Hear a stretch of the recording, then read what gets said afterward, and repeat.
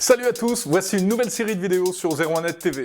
On va vous raconter des choses étonnantes à propos de l'histoire des technologies. Et on commence par une histoire incroyable. Il aurait pu devenir multimilliardaire, mais il est resté simple collectionneur de timbres. Connaissez-vous le troisième fondateur de la marque Apple ?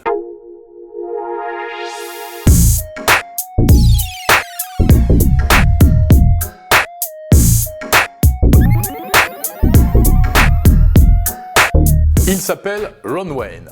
En 1976, Ron Wayne est ingénieur chez Atari, l'entreprise où travaille également un certain Steve Jobs. Et lorsque Steve Jobs et Steve Wozniak décident de créer la société Apple, ils ont besoin de se faire aider, car ils n'y connaissent rien, ils n'ont pas d'expérience. Ron Wayne est l'homme de la situation. Il a déjà créé une entreprise, il est ingénieur, il est inventeur, il est plein de ressources. C'est donc Ron Wayne qui va rédiger les statuts de la société Apple. C'est également Ron Wayne qui crée le tout premier logo de la marque Apple. Cette image un peu étrange représentant le mathématicien Newton sous un arbre avec une pomme. C'est également Ron Wayne qui rédige le manuel d'utilisation du tout premier ordinateur Apple. Les trois hommes se réunissent chez Ron Wayne pour définir le partenariat.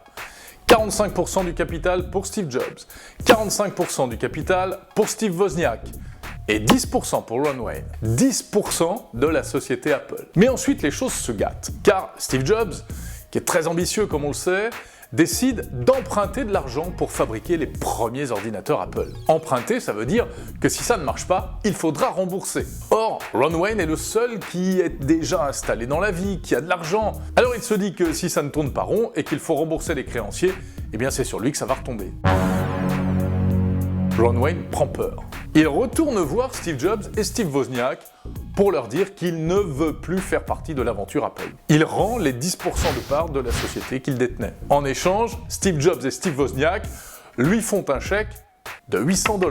$800 seulement, car à l'époque, la société Apple ne vaut pas grand-chose. Si Ron Wayne était resté au capital d'Apple, il serait aujourd'hui à la tête d'une fortune d'environ 2 milliards de dollars. Mais il a préféré partir. Il est devenu vendeur de machines à sous. Il est également retourné à ses premières amours, les collections de timbres et les collections de pièces de monnaie. Il a eu des hauts et des bas, Ron Wayne, surtout des bas. Il a même dû toucher les aides sociales pour s'en sortir. Alors malgré ça, Ron Wayne dit qu'il ne regrette rien. Steve Jobs et Steve Wozniak étaient de vraies tornades, explique-t-il. Ils n'auraient jamais supporté le stress. Voilà l'histoire incroyable de Ron Wayne, le troisième créateur de la marque Apple. Si ça vous a plu, n'hésitez pas à liker, à commenter et à partager cette vidéo. Et on se retrouve très vite pour d'autres anecdotes sur l'histoire des technologies.